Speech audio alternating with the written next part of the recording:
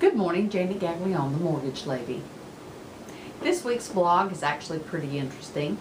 I had the opportunity to do some research with a reporter from the Charlotte Observer, and he was asking what the difference between last year this time and this year would be to a borrower. And when I went back and did the research, interest rates were about 0.5% lower last year than they are now. And what that equated to was about $40,000 less buying power to the consumer. So if you were looking back in 2013 for a $250,000 house, today you would only be able to look for a $210,000 house. Personally, I think that's very significant and very telling. So for instance, if the interest rates are reduced or go up another 0.25%, then that means that you would have approximately $20,000 less in buying power.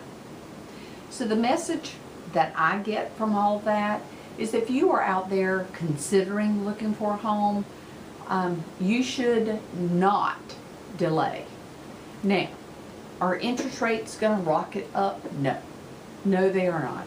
But they are gradually trending up to a more normal level, and that is because the Federal Reserve is lessening its support of the mortgage-backed security industry, which basically has held interest rates low for all of this period of time. So as the economy increases and does better, then interest rates will be more reflective of where they actually should be. So, if you need help with your financing, please call me. I'll be more than happy to help you. I can do any lending in North Carolina, South Carolina, and Virginia. The other thing that I found very interesting is that it seems to be pretty common for everybody to be talking about the FICO credit score. The only difference between the score that I think it's one of the major credit cards is offering it on their monthly statement as a perk. That's a perk of their card. The truth is that is a meaningless score to the consumer.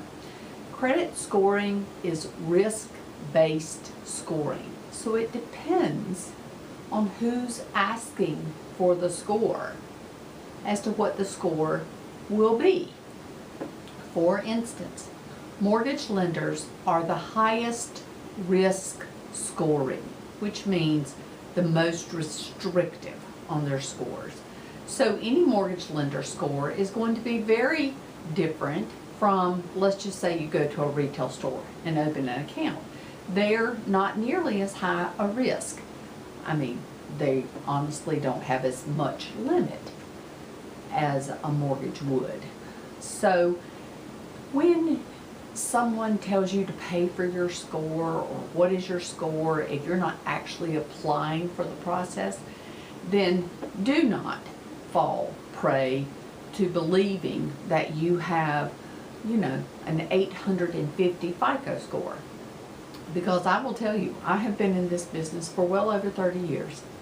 I have never, and I mean never, seen a perfect score. Even when somebody had all the criteria and I really felt they should have been a perfect score, no.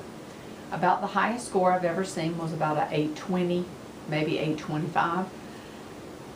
And that was someone who honestly did not need credit, and that's why they had that score. So the one thing I would leave you with today on your credit score, you need to have low balances on your credit cards. You need to never have more than 25% of the available balance out at any one time. You need to pay your bills on time. No lates, no collections. All of these things are very, very impactful to your score. So if you go and buy a new car, your score will go down until you prove that you can make that payment on a timely basis and you understand and value credit. Credit, actually consumers are rescored every month. If you need some help, get some things straightened out, want me to help you look at it, let me know. Janet Gaglione, the mortgage lady, Monarch Mortgage, 704-608-4139. Have a wonderful week.